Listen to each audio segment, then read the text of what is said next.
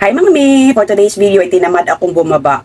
Tinamad akong umorder ng pagkain namin ni Lola so magluluto ako ngayon ng Filipino brunch. Kasi hindi kami nagbe-breakfast dito so magluluto ako ng scrambled egg, toyo, luncheon meat or yung ham at saka meron akong ampalaya. So tara, samahan niyo ako magluto. Ayan yung ating mga lulutuin pero ito iinitin ko na lang. Ang luncheon meat ay meron na akong nakasalang doon. Dalawa sa akin, isa kay Lola. Inuna ko muna yung luncheon meat, tapos later ay ilalagay ko yung scrambled egg, saka pa ako magluluto ng toyo. Tara!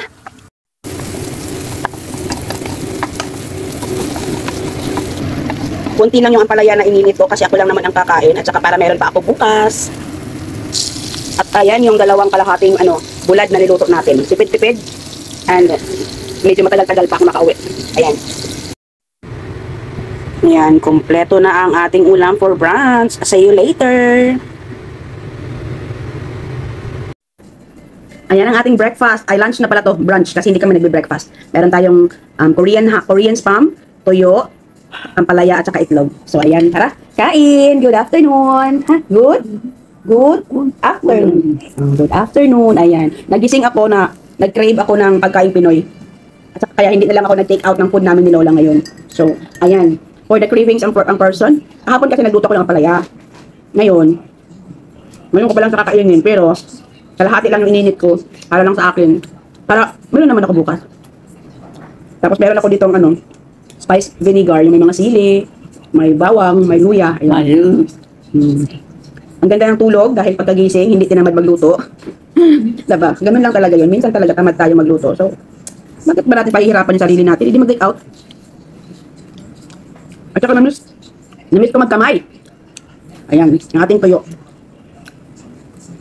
Ibabad natin sa suka. Yan.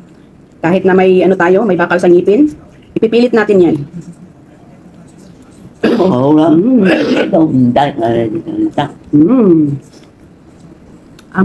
Yum. Tapos, meron tayong kape dito. Time check dito is 11:30. O diba, 11:30 na kaming kumain ni Lola. Pero si Lola nag-oatmeal to kanina. Binigyan to ni Lolo ng oatmeal. Kumain sila.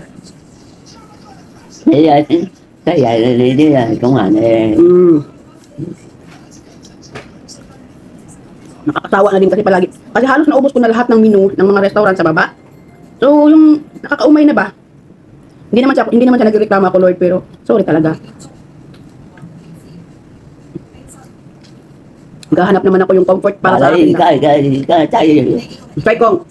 Daldal mo. Sarap. Ang palaya ko ay spicy ito. Spicy ang palaya. So, ayan.